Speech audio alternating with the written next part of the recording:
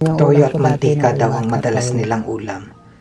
Maswerte na kung may gulay na bigay ng kapitbahay. Nakakalungkot marinig mula sa mga bata na ang dapat sana'y pampalasa lang sa mga lutuin ni nanay, ngayon ay paborito na daw nilang ulam. Anak, bakit Sila ang magkapatid na batang hindi raw pumapasok sa school kapag ang kanilang ama ay masama ang pakiramdam, dahil sila ang naiiwan upang ito ay alagaan. Mga batang maagang namulat sa hirap ng buhay. Mga batang dapat sana'y naglalaro, pero pagkatapos nilang kumain ay dito ko sila natagpuan. Mga musmos na batang matatawag, pero sa kanilang bawat kilos at galaw ay makikita mo na ang kasanayan sa mga karaniwang gawain na ginagawa ng mga nanay. Lagi kaya naguhugas?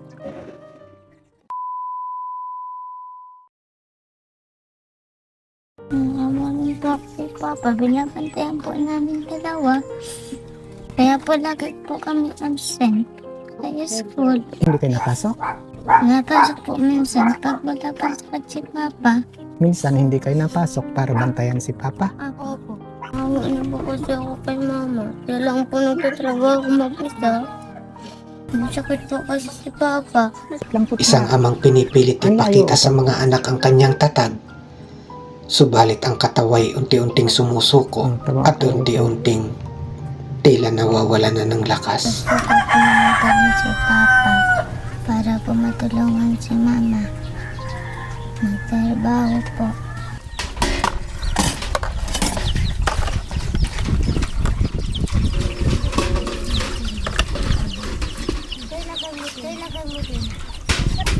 Pero ano yung lagyan ba sa kabali?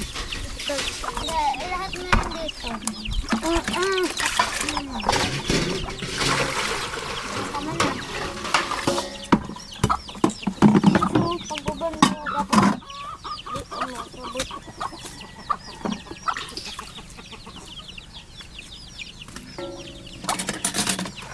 Ilang taong ka ng anak? Yan po. Anong pangalan mo ulit?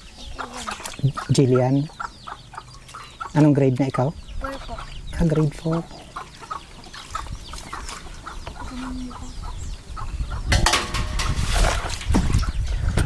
Matagal nang kayo'y gumagawa ng gawaing bahay. Meron pa to.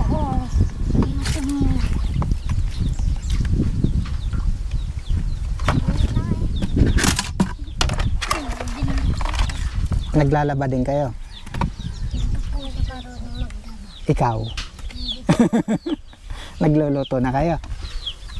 Dati po, marami. Si ate? Paano pag si mamay wala dito? Pag minsan po, pag natin nakita-adyo po ako, naglalabo po. Saan hindi po ako doon dati. Kinoon po, nagbibintay kay Bigla. Tapos, binibigyan ka pambaon? Hindi pa naman po kami napasok. Hindi pa.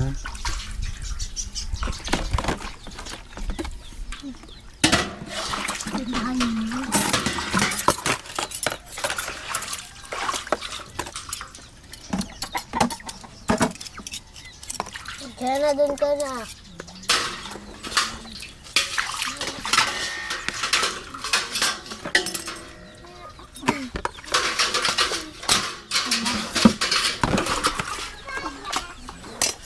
Ayan.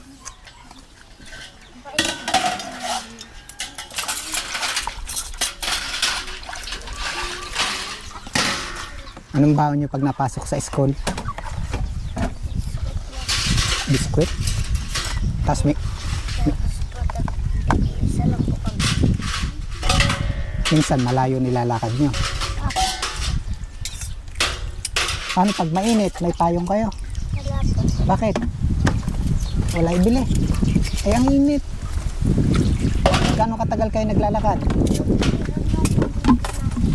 Nanghihirap. Gano'ng katagal yung lakad nyo? Malayo. Madaling araw po. Madaling araw kayo naalis. Tapos, paparating po kami doon ay maaga pa. Kaya lang, pag lumalabas kayo, di ba mainit siya tanghali? Naglalakad kayo, walang payong. Susunduin po kami. Ito po kami sa lula namin.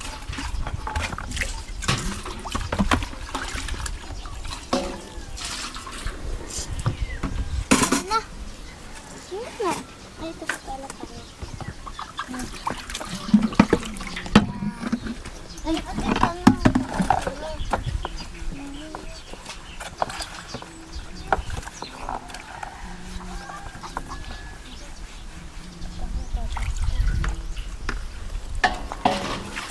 Madalas ba masama ang pakiramdam ni Papa niya? Opo. Anong nakikita niyo pag masama ang pakiramdam ni Papa? Gamot na po siya. Tapos, Ito, nilinigas po yung gato niya, hindi po makagalaw. ay matagal na hindi makatrabaho si Papa. Opo.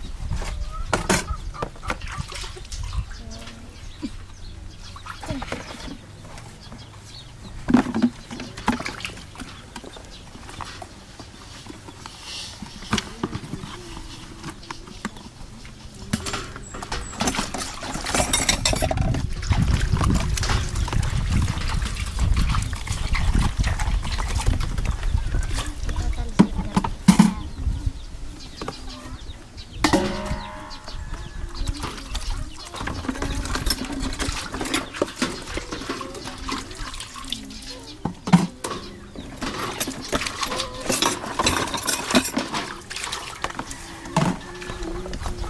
Ilan taong ka na nga? 8 na. Si ate, 10.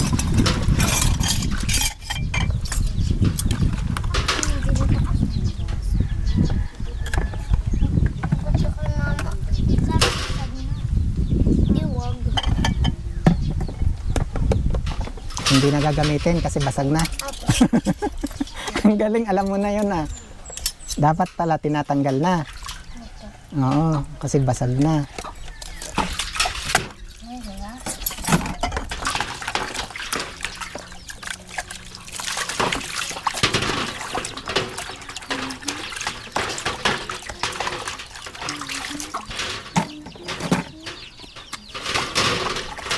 Madalas yun nak, ulam nyo itoyo.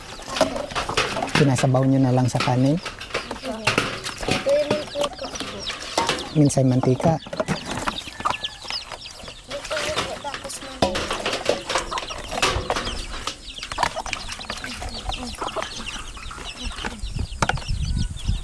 Nakakain na kayo ng Jollibee. Kahit kailan, di ba? Pero alam niyo kung anong Jollibee. Hindi mo alam? Ikaw anak, alam mo ang Jollibee? Ay minsan pag halimbawa ang kailangang may binalot sa school, minsan ba pumapasok kayo maghapon? Anong baon nyo? Anong kinakain nyo sa school pag hanggang hapon? Kanin po. Tapos, ay ulam po kami. Baka toyo pa rin.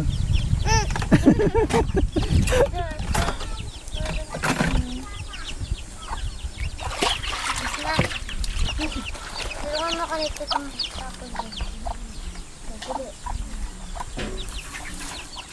Okay.